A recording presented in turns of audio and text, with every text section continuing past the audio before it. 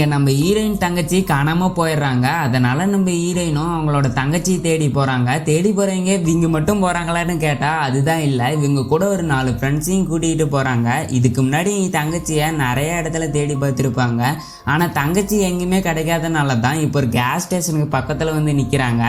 எதனால் இங்கே வந்திருப்பாங்கன்னா, இதுக்கு முன்னாடி எங்கள் தங்கச்சி கடைசியாக ஒரு வீடியோ அனுப்பியிருப்பாங்க. அந்த வீடியோவில் எங்கள் தங்கச்சி இந்த இடத்துல இருந்து தான் கடைசியாக பேசியிருப்பாங்க. அதனால தான் இவங்களும் இந்த இடத்துக்கு வந்திருப்பாங்க. ஹீரோயின் அங்கே இருக்கிற கடைக்கு போய் அவங்க தங்கச்சியை பற்றி கேட்கலான்னு போகிறாங்க. அங்கே அவங்களுக்கு சில பொருளை எடுத்துக்கிட்டு பில் போடுற இடத்துக்கு வந்து அங்கே இருக்கிறவங்ககிட்ட அவங்க தங்கச்சி ஃபோட்டோவை காட்டி கேட்குறாங்க. அந்த கடைக்காரன் என்ன சொல்கிறான்னா, குளோர் பள்ளத்தாக்குன்னு ஒரு இடம் இருக்குது, அந்த இடத்துல நிறைய பேர் தொலைஞ்சு போகிறாங்கன்னு ஊருக்குள்ளே பேசிக்கிறாங்க அப்படின்னு சொல்கிறான்.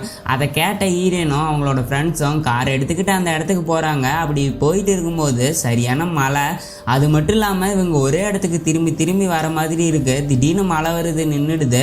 என்னன்னு இவங்களும் காரை விட்டு இறங்கி பார்த்தா இவங்க இருக்கிற இடத்த விட்டுட்டு மற்ற இடத்துல மழை பெய்யுது. இவங்க இதை ஆச்சரியமாக பார்த்துட்டு அவங்க ஒரு வீடு இருக்கிறதையும் கவனிக்கிறாங்க. அந்த இடத்துல யாராச்சும் இருக்கிறாங்களான்னு பார்க்கலான்னு போகிறாங்க. அப்படி அங்கே யாராவது இருக்கிறாங்களான்னு பார்த்தா அங்கே யாருமே இல்லை. வீட்டை சுற்றி பார்த்துட்டு இருக்கும்போது சில வித்தியாசமான பொருட்களையும் பார்க்குறாங்க. இதெல்லாம் பார்த்துட்டு இருக்கும்போது வெளியே சத்தம் கேட்குதுன்னு இவங்களும் வெளியே வந்து பார்த்தா இவங்க காரை நிறுத்தின இடத்துல இப்போ காரை காணோம். எங்கன்னு தேடி பார்த்தா இங்கே காரை யாரோ மழை பெய்கிற இடத்துக்குள்ளே கொண்டுட்டு போய் நிற்க வச்சுக்கிறாங்க. அது மட்டும் இல்லாமல் இவங்க காரை யாரோ ஸ்டார்ட் பண்ணி பயங்கரமாக திடீர்னு ரைஸ் பண்ணுறாங்க. காரோட இன்ஜின் சத்தம் அந்த மலையில் பயங்கரமாக கேட்குது. இதை பார்த்துட்டு அலறி அடிச்சுக்கிட்டு இவங்க எல்லாரும் அந்த வீட்டுக்குள்ளே ஓடி போய் கதவை லாக் பண்ணிக்கிறாங்க. போலீஸ்க்கு ஃபோன் பண்ணலான்னு பார்த்தா இவங்க ஃபோனில் சிக்னல் இல்லை. இந்த வீட்டில் இருக்கிற லேண்ட்லைன் மூலமாச்சும் ஃபோன் பண்ணலான்னு ஃபோனை தேடுறாங்க.